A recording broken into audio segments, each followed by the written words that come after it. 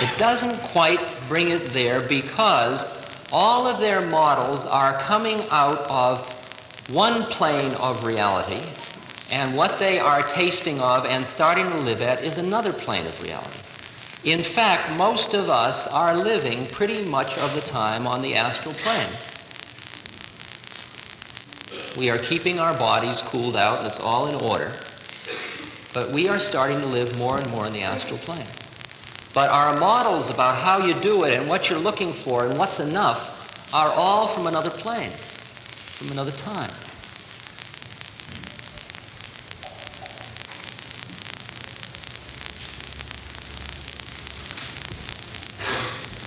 So there is a slight malaise in many people, because it isn't quite right. Now, the funny thing about it is, about that Divine Mother, who's offering all these blessings of music, light, flowers, spring and fall, and life and death, and the richness of the drama of every moment, is that when something has happened to you inside, it is all enough. But when you go to the Divine Mother to make it enough, it isn't enough. It's the way it works. As long as you think that what you're looking for is outside of yourself, it will never be enough. It's the way it works. What do you need? What do you need to make it all right? You need a companion. You need some stimulation. You need something to turn you on. You need groovy food. I need simple food to stay high. I really need rice and vegetables. Is that what you need? What do you need? What do you need? Every label you have of what you think you need is all a statement of who you think you are, and that all turns out to be wrong. That's the predicament we find ourselves in. I mean, we've sheared away most of the stuff. Most of us don't need Paul Masson with dinner, and we don't need bouillabaisse to keep ourselves high with special garlic sauces, and we don't need, Chablis with our fish and the fish with mushrooms and cheese. We don't need all that. And we say, somebody says, I really need, you say, oh, and you feel sorry for them. Say, I mean, for me, man, it's very simple. I just live on rice and vegetables and,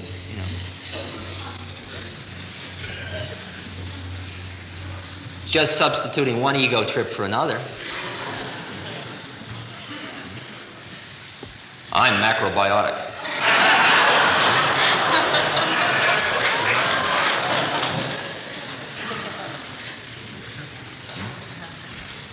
Sure, it's groovy.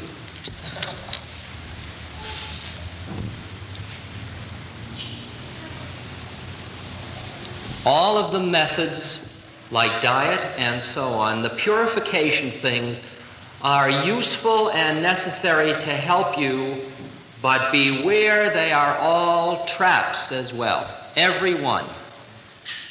You think being here and listening to this business isn't? You think something's happening to you? It's just an external trip.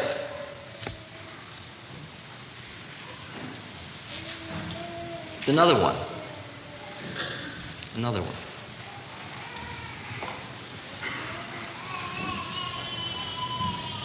They all help and they all hurt. They all help in that they bring you more often and closer into a certain kind of new psychic space more of the time, and they all hurt because they all catch you in models of how you think it is, and those models are what is keeping you from being here all the time.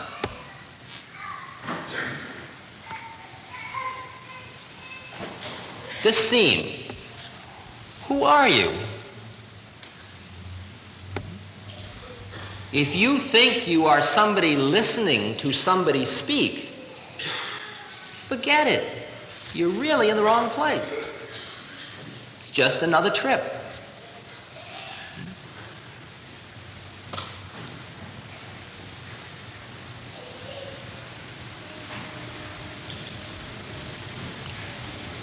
I'm just sitting in this space, just here, watching this whole thing go down.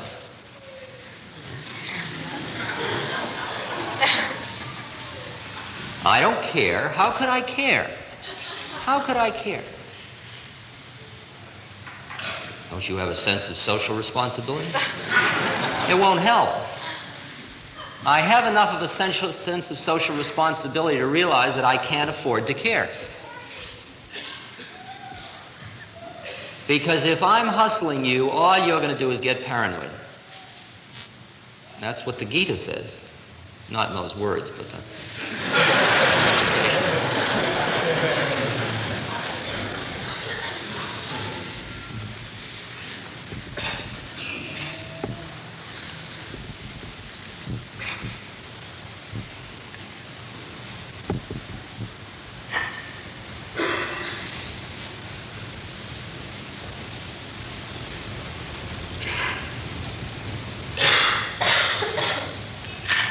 See, Meister Eckhart reassures us. He says, it's all right. Because all of this is part of the process of awakening. When you see how it is, and at the same moment, it is all irrelevant.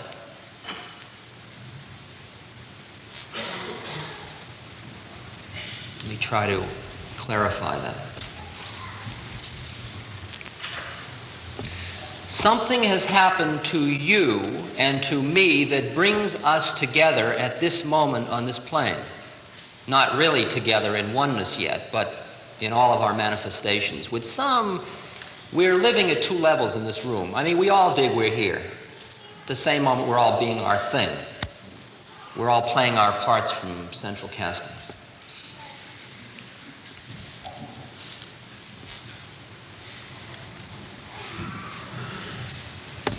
And once that seed has been planted, as Ramakrishna says, then from then on, there is like with an earthworm looking for food, there is a scanning, searching mechanism. You're looking, always, for the next message. For the sign that says, magic theater for madmen only, price of admission your mind. Sometimes you walk by the wall and it's not there because your head isn't there.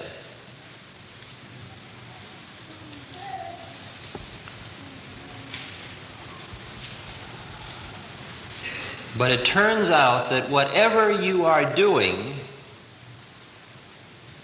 is what you're doing, and it's happening anyway. People say to me over and over again, if you don't share time with me, if you don't help me, or if I don't get to an ashram or something, I say, what if? Well, I say, well, go ahead and do it. They say, I mean, it's going to become terrible. I'm going to lose my center. I'm going to, I'm going to forget. I'm going to go to sleep. I'm going to become unconscious. I'm going to become a mechanical man. I'm going to become an automaton. I'm going, whatever the metaphor is. I'm going to lose the spirit. Go ahead and try. Go ahead and try. You can't do it. Oh, you can do it for a few moments. Some of us would really like to, too. See, we woke up, we saw a possibility, and then you're zonked. It's like you've been taken over, if you want to really go paranoid. That's the paranoid trip. The Martians have just, done it. They've implanted. Then from then on, you are a different being. You can do it in the other metaphor of Christ, which doesn't get you as paranoid. It could, however. Which says, he that is born of the flesh is of the flesh, and he that is born of the Spirit is of the Spirit. And then he says, lest ye be born again, ye cannot enter the kingdom of heaven. See, we of the Spirit all got born into these nature packages, got born into the illusion, got born into our desires, our needs. I need rice and vegetables. I need drugs. I need a chick. I need sucking. I need milk. I need milk. I need love. I need protection. I need security. I need to live. I need to reproduce.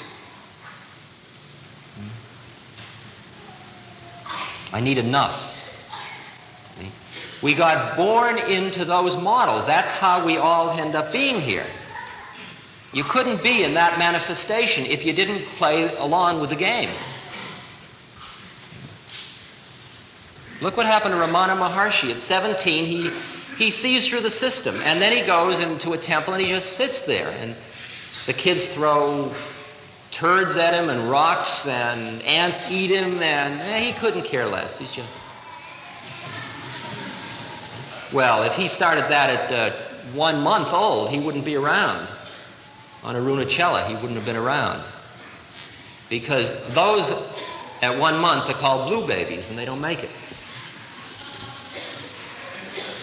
Poor baby didn't make it. You never know, you know.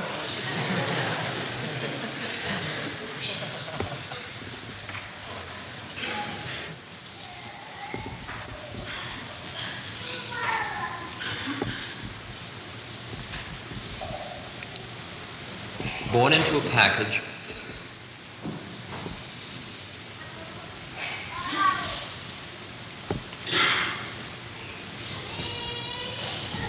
And in order for the package to work, you have to identify with the components of the package. You have to identify with its input and output, its senses and orifices. You have to identify with its control mechanism, its mind, its thinking mind. Its thinking mind.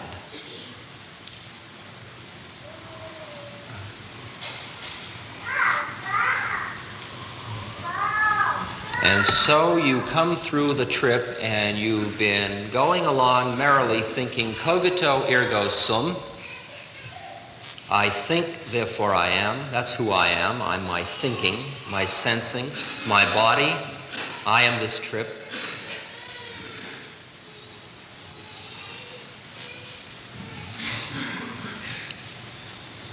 And then the new baby starts to be heard from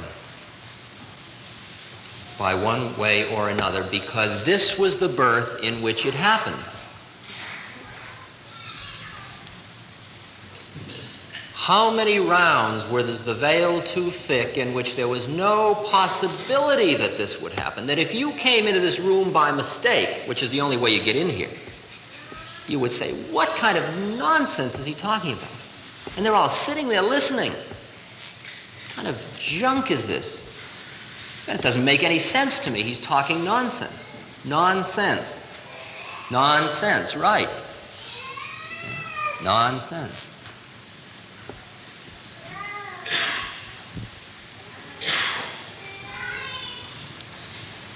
Let he who has ears hear.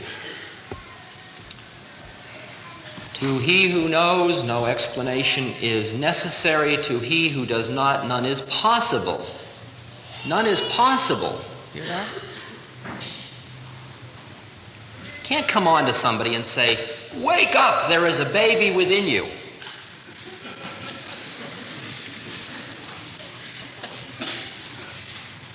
When you come on to other people, they come on to you. And that's when the nails hurt.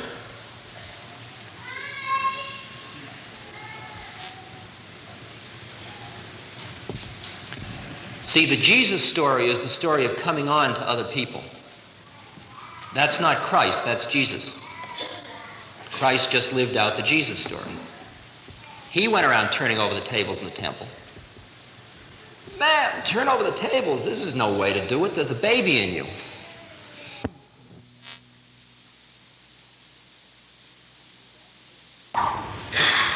Did that make the people who were sitting at the tables being usurers in the temple say, "Oh, we've been terribly bad. We'll never do that again, sir"? You figure? I don't think that's the way it works, do you? It seems to me that in nature, the laws of action and reaction hold right across the board. They hold in cells and in energy and in humans and in social nations, institutions of all kinds. Law of action and reaction. If you're going to play in nature, you've got to live by the laws of nature. But that baby that's been born in you isn't in nature. Go ahead and find him. Where do you think you're going to cut to find him? You think you'll find a little homunculus? Where do you think you'll find it? You think up here? Open it up and find, like, well, there's the ego. We'll move that aside. Behind the ego. Ah, there you are. Think down here? Where?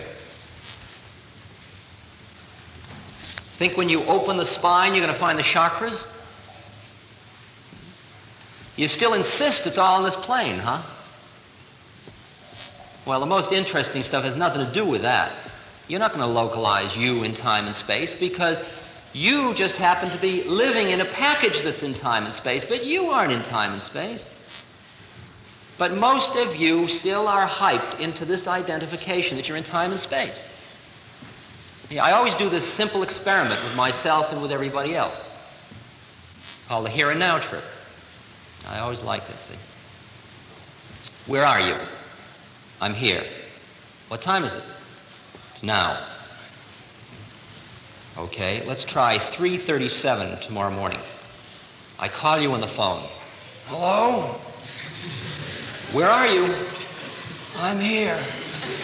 What time is it? It's now. Thank you. Go back to sleep. 8:14 tomorrow morning. Alarm goes off. Big sign in front of the alarm. Where are you? Here. What time is it? Now. 2:18 tomorrow afternoon? How about 4:16 next Thursday? How about 11:47 on April 13th? Where do you think you'll be? Has it ever dawned on you that you're going to be here and it's going to be now? See, it makes it much simpler because that's what's known as the eternal present. You're always here and it's always now.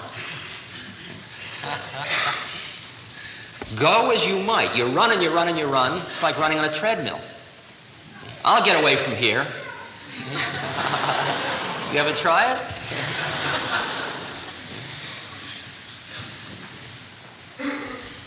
I'd be hung up in Chicago, so I'd say, well, I'll fly to L.A. And I'd fly to L.A. and I'd be hung up in L.A. Because in the here and now, I was hung up. It had nothing to do with Chicago or L.A. or anything out there for that matter.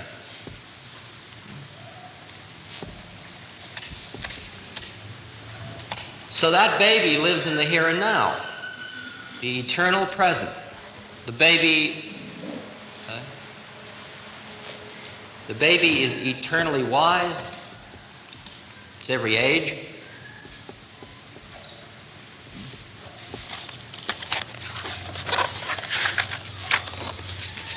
There's a beautiful quote from this book, another quote that the one I usually use, from a book called Mount Analog, which is a lovely little book. And in Mount Analog, the captain has brought this group on a metaphorical trip into higher consciousness. And he brings them to the base of the mountain they're going to climb. And he's brought them through a great deal. He's been their teacher and their guide.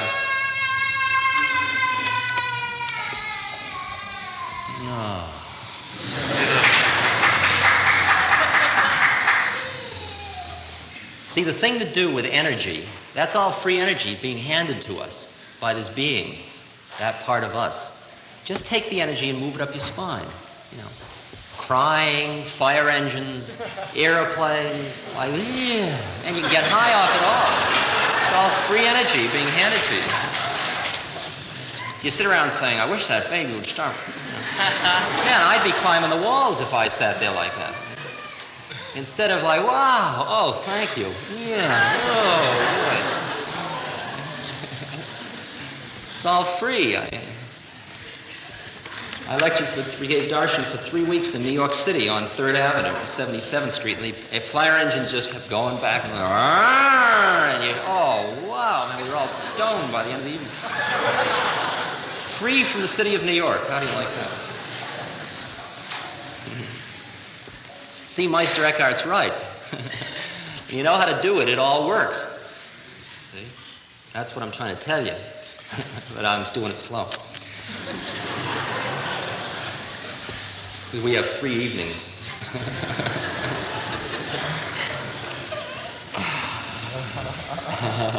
And nothing to say.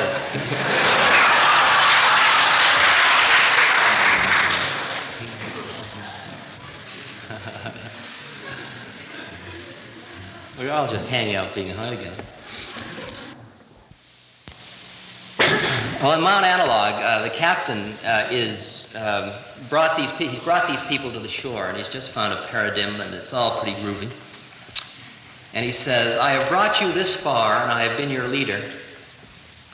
Right here, I'll take off the cap of authority, which was a crown of thorns for the person I remember myself to be.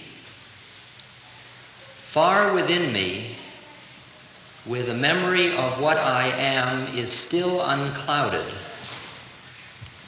a little child is waking up and making an old man's mask weep.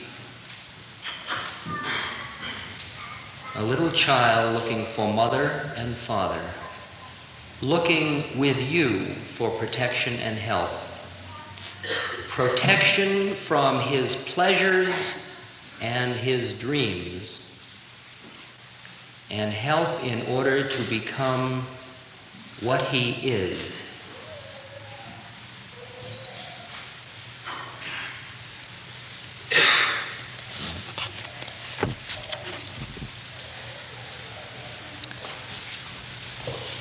All we need protection from is nothing out there. All we need protection from is our own models of the universe.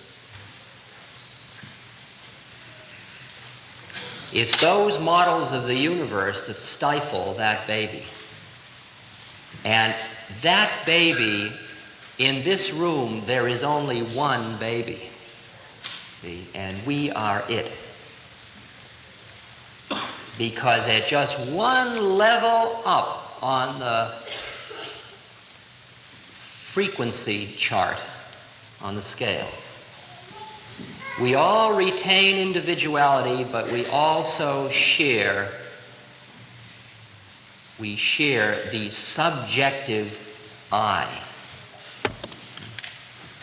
We share the place where we are one.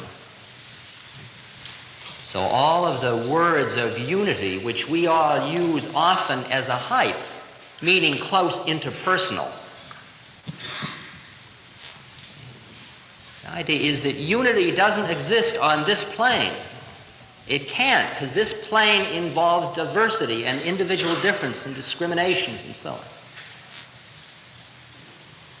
Unity is a vibrational phenomena. It's another frequency. Can't measure love on this plane. What are you going to measure it with? How much Chanel number 5? How many times I say I love you? Do you love me? I love you. You didn't say it like you mean it. I love you. Oh, that makes me feel good. Is that enough? Is that what it is? I love you, I love you, I love you. Let's all love. Love, love, love. Peace, love, peace, love.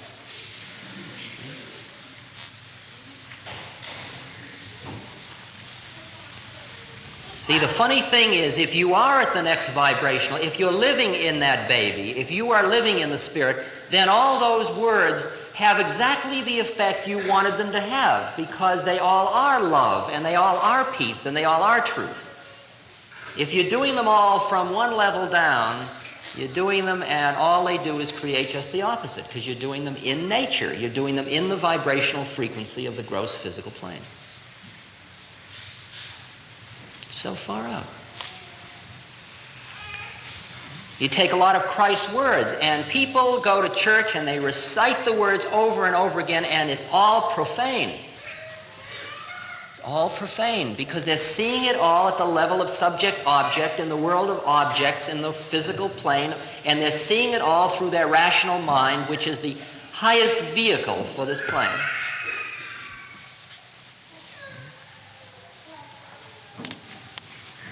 You ever go to a church when you're high, when you're really high, and they sing a prayer, they sing a hymn.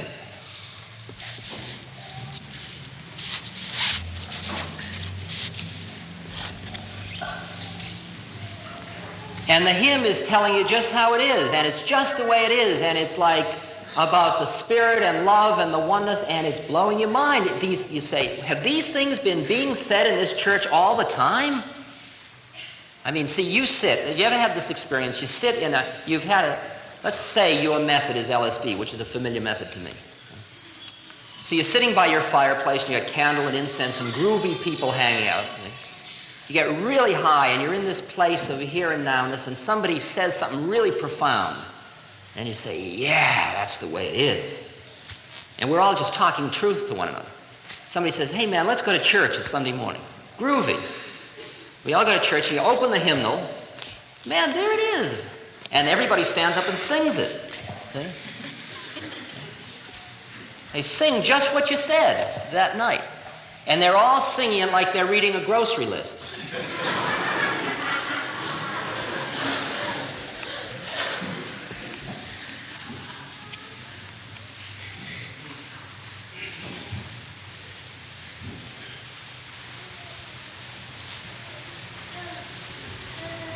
Because you can either be manifesting at this plane as a mechanical response mechanism, completely mechanical man, as Gurdjieff talks about, or you can be manifesting at this plane from a consciousness that is liberated to one plane higher.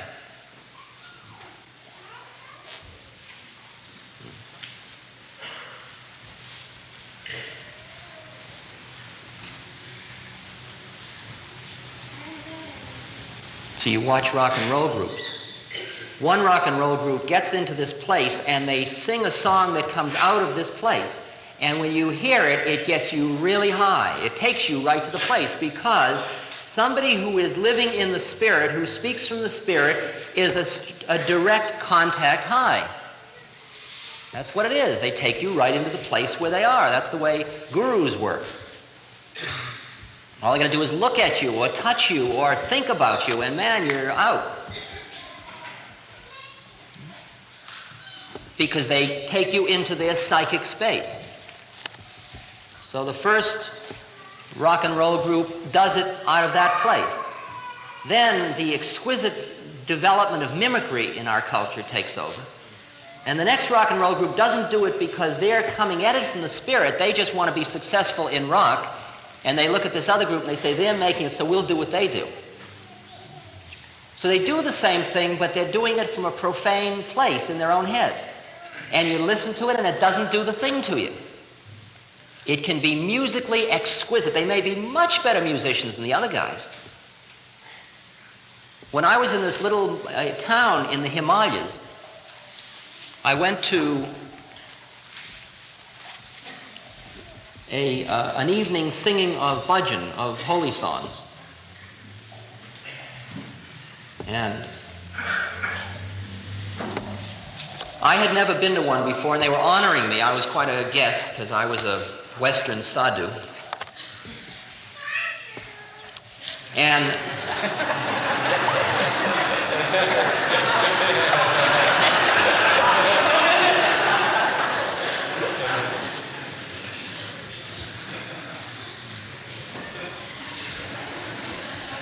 well, I am a Western sadhu.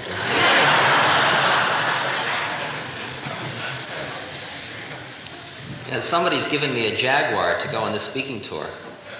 And I keep thinking, wow, this is very far out for a renunciate to be drifting around in a Jaguar. You know. Wait till they see me in India.